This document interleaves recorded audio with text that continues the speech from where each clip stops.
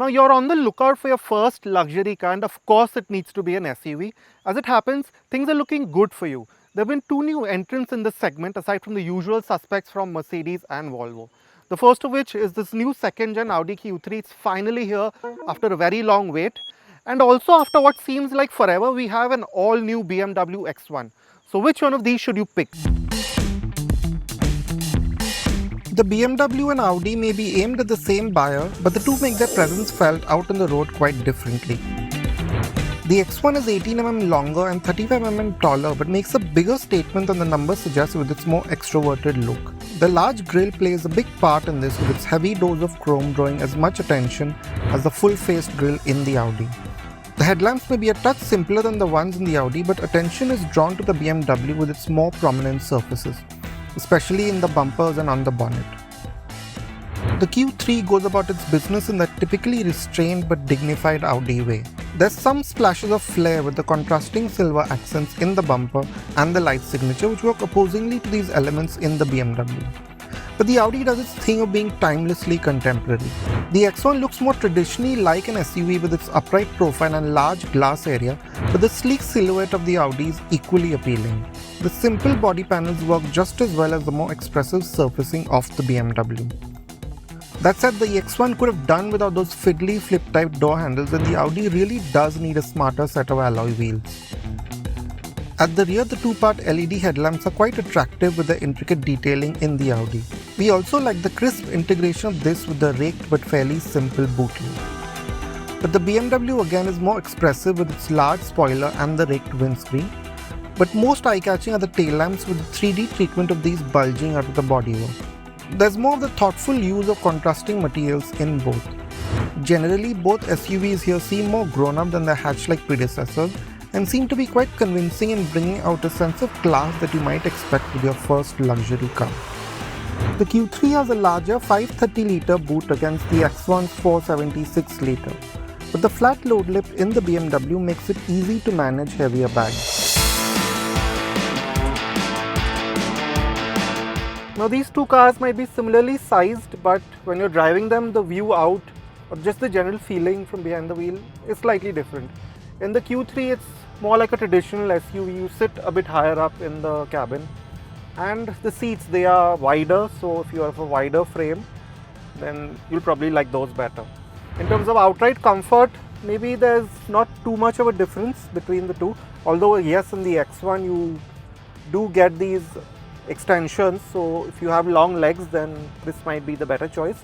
But also if you want that more committed, that slightly sportier driving feel, then the X1 will also give you these quite prominent side bolsters, and they really do hug you in place, which some people may or may not like. Now of course both these engines are 2 liters and both have a 7-speed DCT, but yeah, the one in this X1 is a diesel and the one in the Q3 is a petrol, so of course they drive and behave differently. Now in terms of outright performance, the Q3 has 190 PS and this BMW has 150. But to be honest, out on the road, especially if you're driving calmly, the difference is not very noticeable, considering that the torque outputs are broadly again within the same ballpark, 320 in the Audi and 360 in this one, the BMW.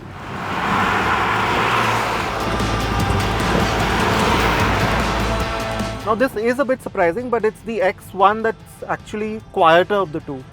And it's also got, if you can hear it, a more pleasing sound. We don't know how BMW manages. Of course, a lot of it seems to be piped in.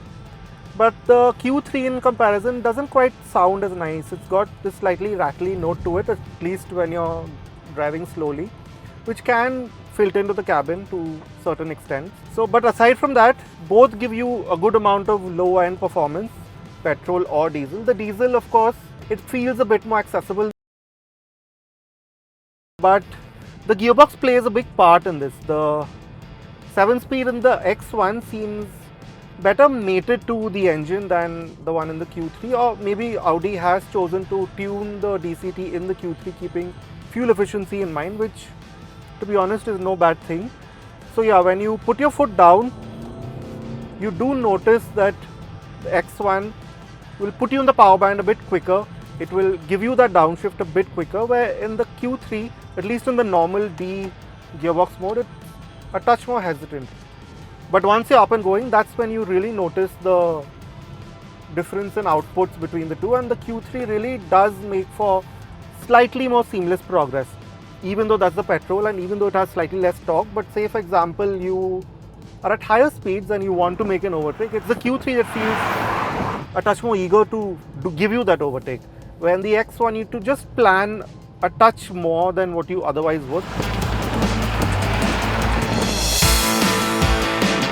Now the Audi Q3 is about as efficient as you might expect a turbo petrol of this size to be, the eco mode doing its bit to dull down throttle responses. The BMW happens to be especially efficient for a diesel. This is amplified by the greater measures it takes in its eco mode. It will turn down the climate control and even stick to a higher gear for longer.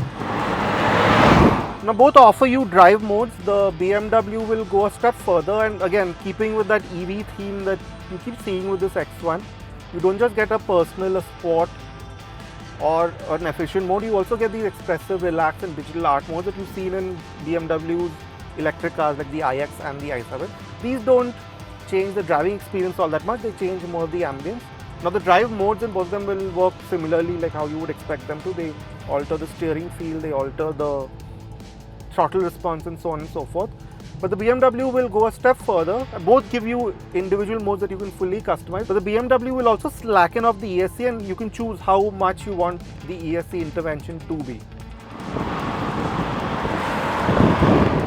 Now another unique feature in the X1 is, and what we haven't seen in too many cars to be honest, especially in this segment, is a boost function. Now again it's take away from that more electric focused general demeanor of the car and the general interfaces. So if you pull and hold the left paddle for a few seconds, it just puts you in the perfect gear to extract most of the torque. And yeah, it is a bit of a gimmick. Maybe it will help you with an overtake. There you do feel a greater rush of torque. Both the Q3 and X1 feel typically German in how comfortable they are on the move. Both run on similar 18-inch wheels, and you do notice broken roads and potholes in both at slower speeds. But the Q3's slightly softer setup seems a touch better at handling our roads. It handles speed breakers and some of the smoother, smaller bumps better. As you start going faster, the advantage shifts to the BMW. Both are steady at highway speeds, but the BMW feels a touch better tied down in a straight line, and it also seems to handle small imperfections like ruts and undulations on our highways better. Now both cars have very well designed steering wheels. They're just the right size, they fit in your hand perfectly. Although the one in the Audi is slightly slimmer, the one in the BMW is slightly chunkier. It has deeper grooves and maybe softer leather. So if you derive pleasure from driving, then that gives you a better connection to the road. And while both of them feel similarly weighted, they have just that right balance between lightness and heft. You just feel a tad bit more secure, or you have a better idea of what the front wheels are doing by a small margin in the X1. But it must be said that in this weather, where the roads are wet, where you have these fairly tight corners, the Quattro really comes into its own. You do notice that the Q3 just has that bit more sure-footedness. It seems to hold on to the road just that bit better with that Quattro all-wheel drive. Now this is amplified by the fact that the X1 has quite a bit of torque ratio. You get that very trick traction control system that guides torque ideally between the two wheels, and that does help, and you can keep pace with the Q3. But as you're coming out of a corner, you do notice torque. You notice that the steering wheel squirming in your arms, which doesn't happen very often in the Q3 at all. You can keep doing triple digit speeds. They are perfectly solid. They will not bat an eyelid, and just keep going and keep up with these very high speeds.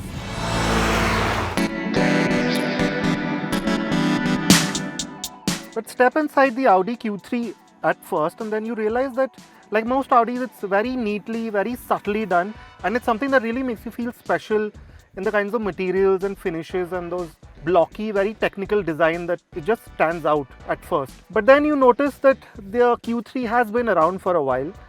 when you step inside the X1, for example, you notice that immediately it's a touch more plush. Of course, both have more than enough soft touch materials, but here in the X1, it really goes a step further. You notice that the grain, the textures, they're just that bit better defined here.